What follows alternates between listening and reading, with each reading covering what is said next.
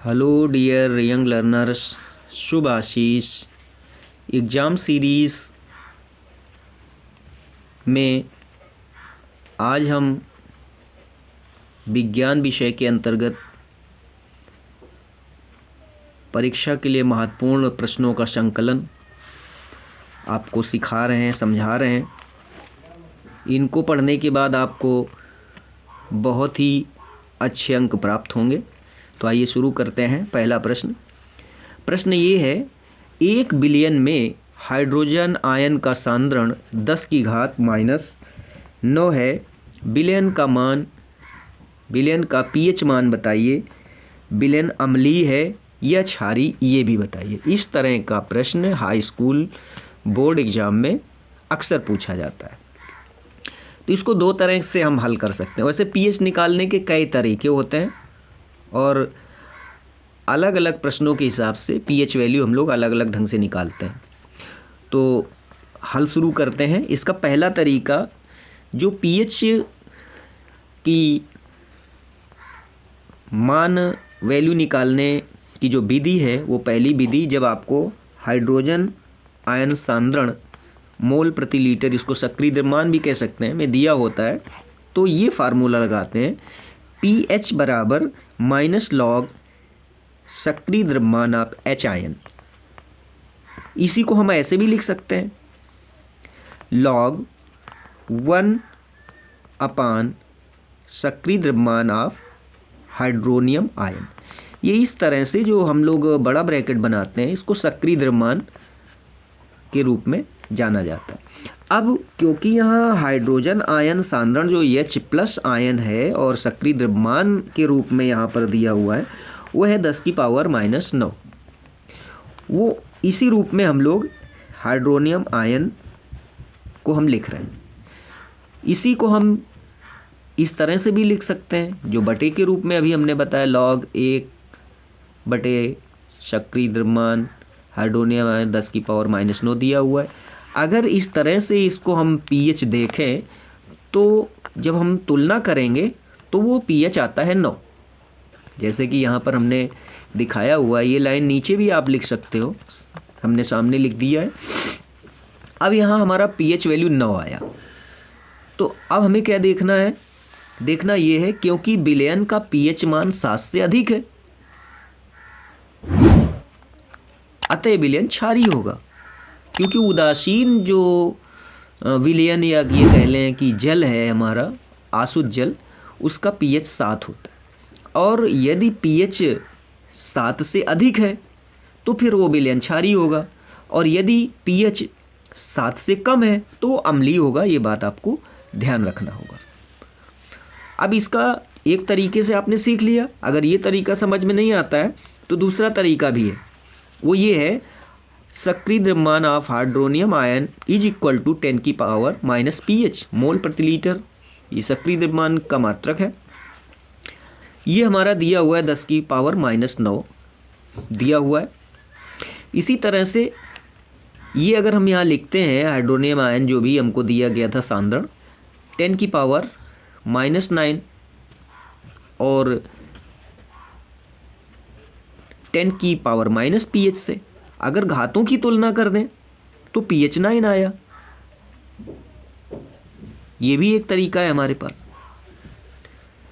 अब इस तरीके में भी pH 9 आ रहा है, क्योंकि pH का मान 7 से अधिक है, इसलिए विलयन क्षारीय होगा। तो इस तरह से आप अम्लीय और क्षारीय विलयन की पहचान कर सकते हैं, pH वैल्यू निकाल सकते हैं। तो डियर लर्नर्स, सावधानी से इसको लिख पढ़ लीजिए। बहुत ही महत्वपूर्ण प्रश्नों का संकलन है।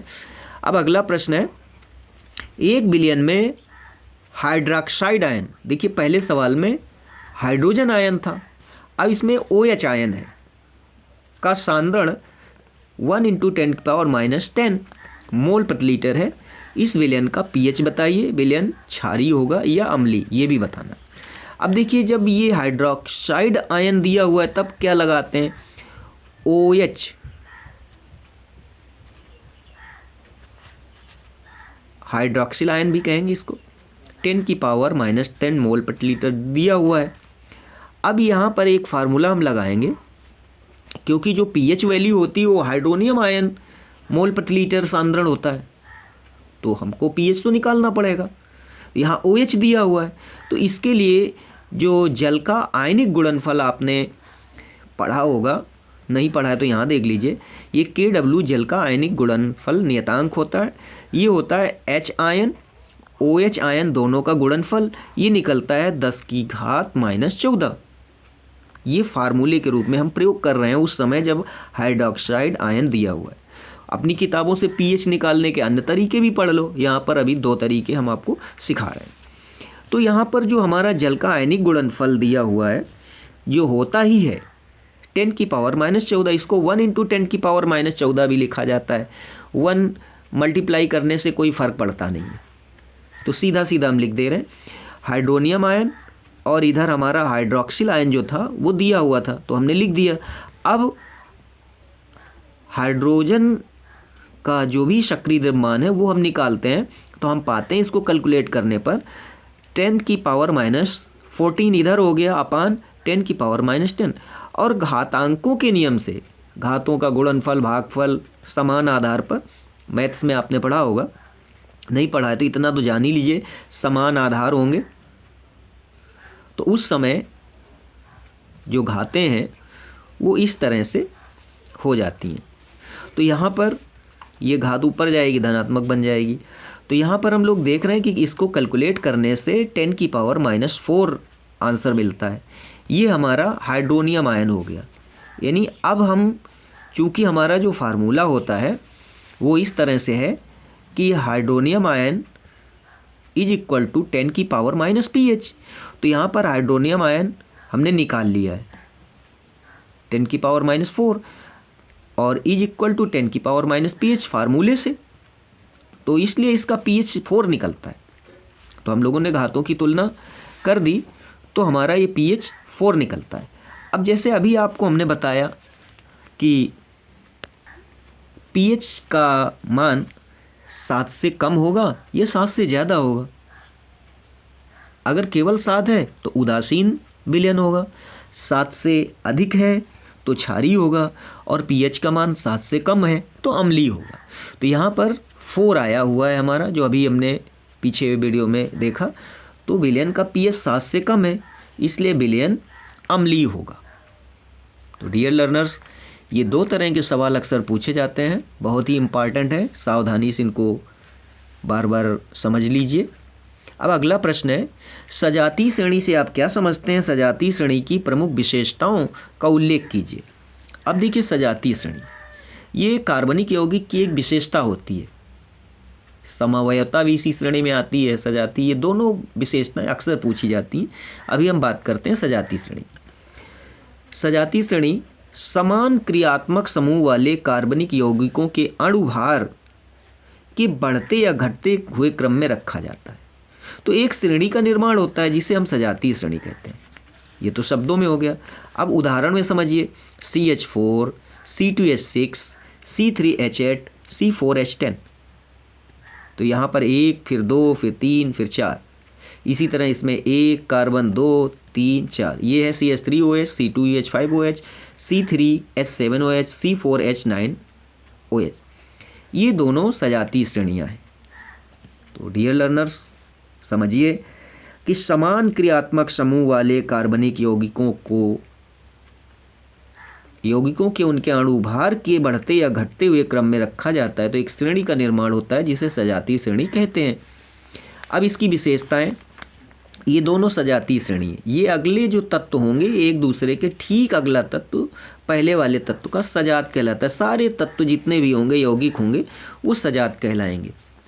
अब सजातीय श्रेणी की विशेषताएं, सजातीय श्रेणी को एक ही समान सूत्र से प्रदर्शित किया जा सकता है।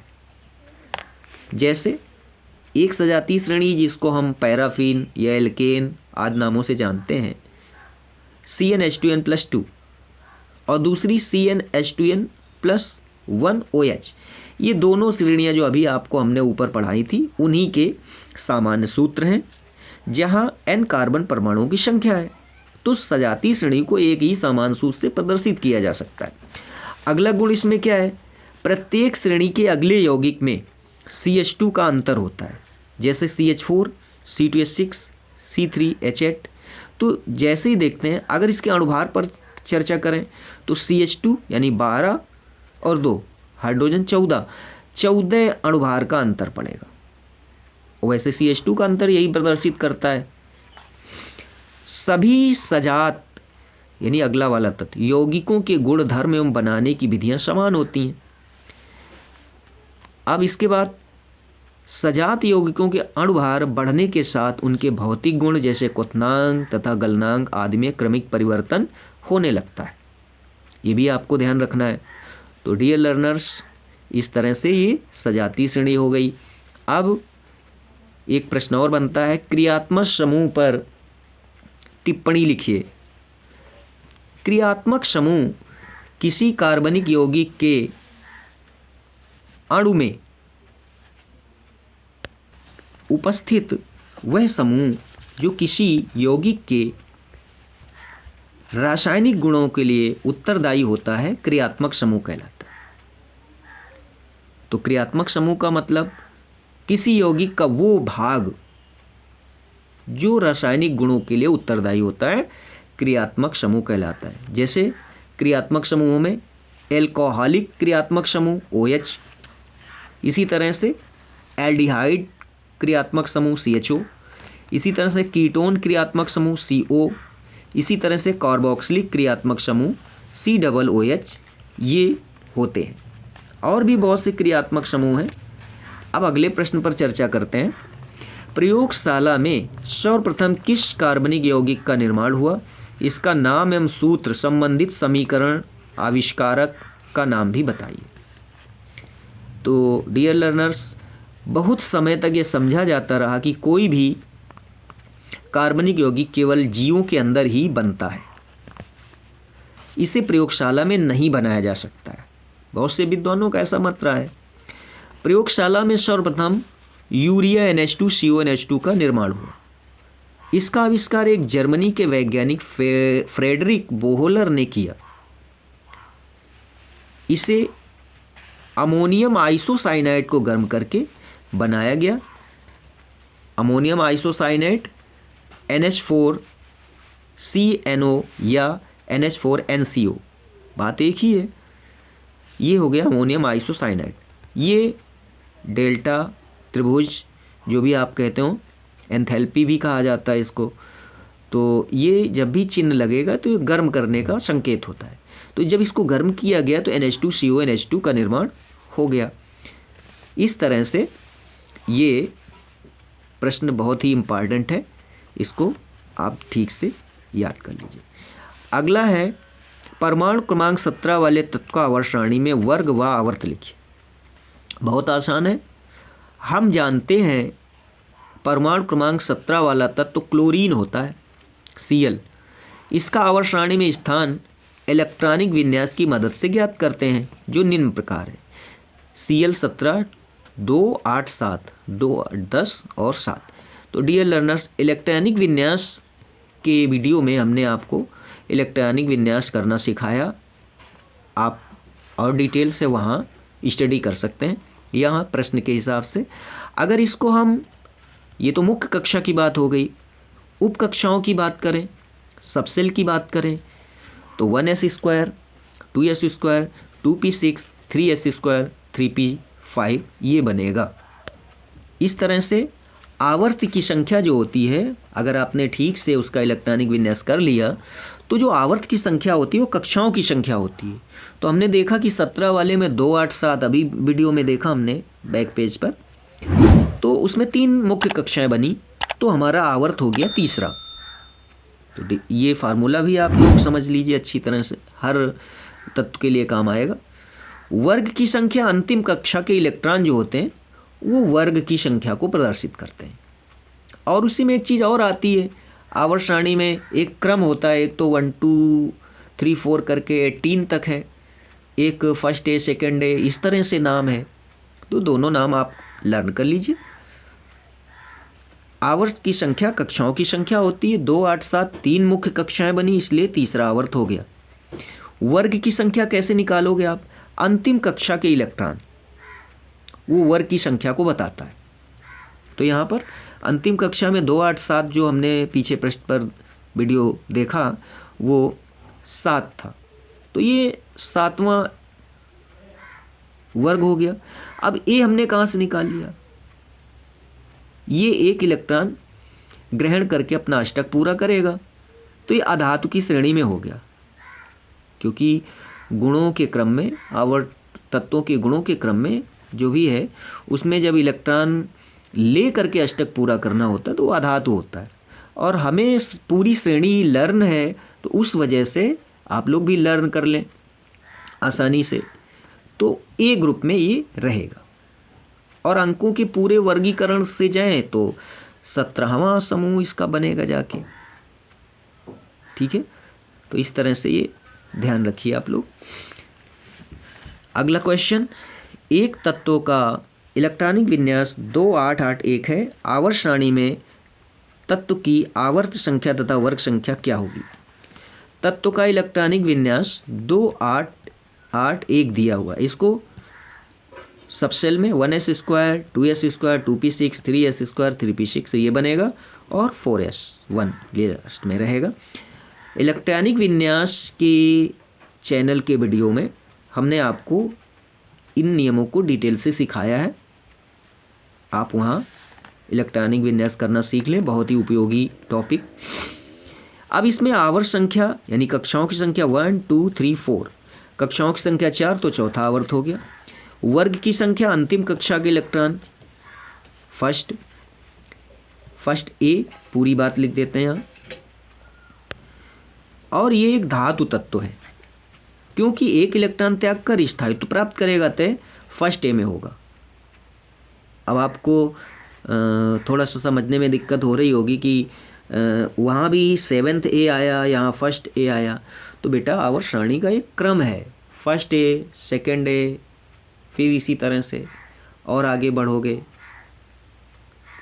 थर्ड बी, फोर्थ बी, इस तरह से। तो उस श्रेणी को आप लर्न कर लीजिए, आसानी रहेगी, ये ए बी का क्रम भी समझ में आ जाएगा। तो धातु तत्व है, क्योंकि एक इलेक्ट्रॉन त्याग कर स्थायित्व प्राप्त करेगा, तो फर्स्ट ए में ये तत्व होगा।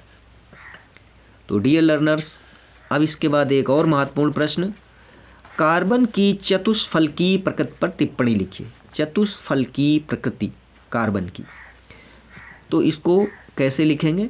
सर्वप्रथम हेनरी नामक वैज्ञानिक ने यह सिद्ध किया कि मीथेन में उपस्थित किसी भी हाइड्रोजन परमाणु को एक संयोजक मूलक द्वारा प्रतिस्थापित करने पर, प्रतिस्थापित मतलब उसको हटाना और वहाँ पर कोई दूसरा मूलक लगा देना, ये प्रतिस्थापित कहलाएगा, करने पर प्रत्येक दशा में एक ही यौगिक बनता है।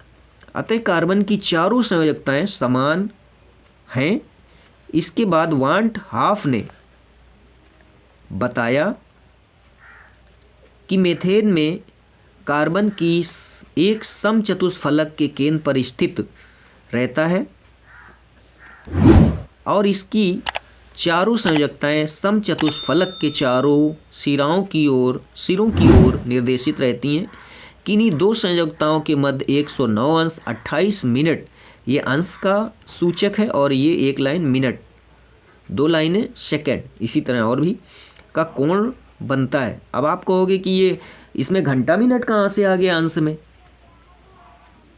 तो डियर लर्नर्स, घड़ी को आप देखो, एक गोला बनता है और उसमें से जितना भी है 360 अंश का कोण बनता है। आपने एक राउंड देखा होगा घड़ी का, तो अब वो भी तो घंटा मिनट के हिसाब से ही बनेगा ना, समझ गए होंगे मेरी बात को।